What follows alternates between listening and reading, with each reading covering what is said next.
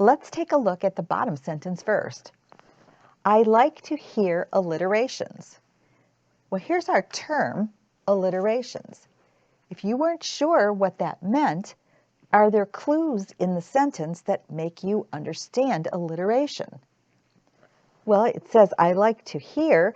I guess alliteration has something to do with hearing. So are alliterations music?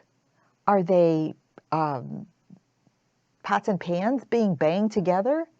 What kind of sounds are we talking about? You can hear alliterations. Is it somebody outside calling? Is it a bird chirping?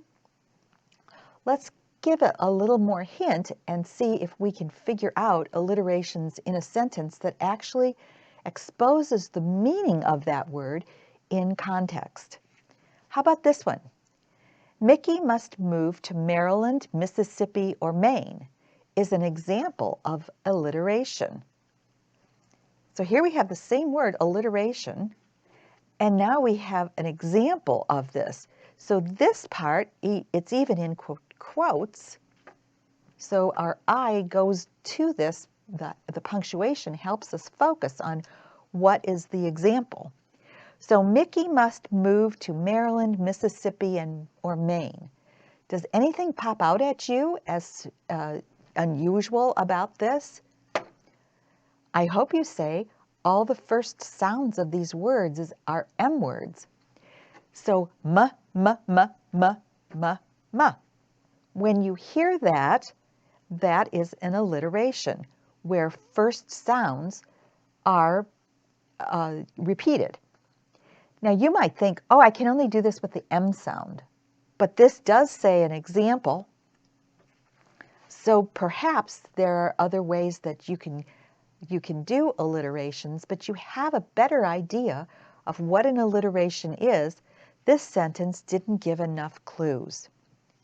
When you write, you need to put in more clues, and your grades will go higher for that anyway, because teachers love that.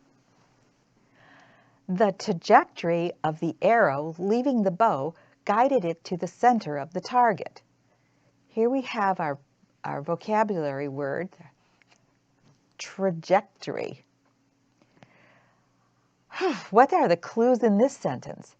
The trajectory of the arrow leaving the bow. Have you ever seen an arrow being shot from a bow before?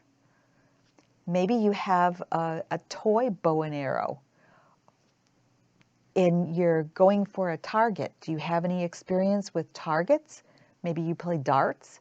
I've seen those wiffle balls that have the Velcro on it, and you throw those at targets and they stick to them.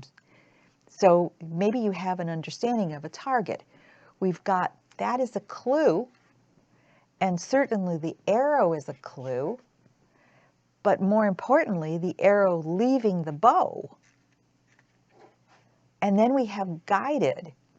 So there are a bunch of words in here that kind of direct the path. Just as the arrow is being directed, the trajectory of the arrow leaving the bow guided it to the center of the target. We can think of this arrow leaving the bow and traveling to the target. This path was the trajectory. The trajectory of the arrow leaving the bow guided it to the center of the target. And now all of these words that you knew or had some idea about helped you understand the new vocabulary word,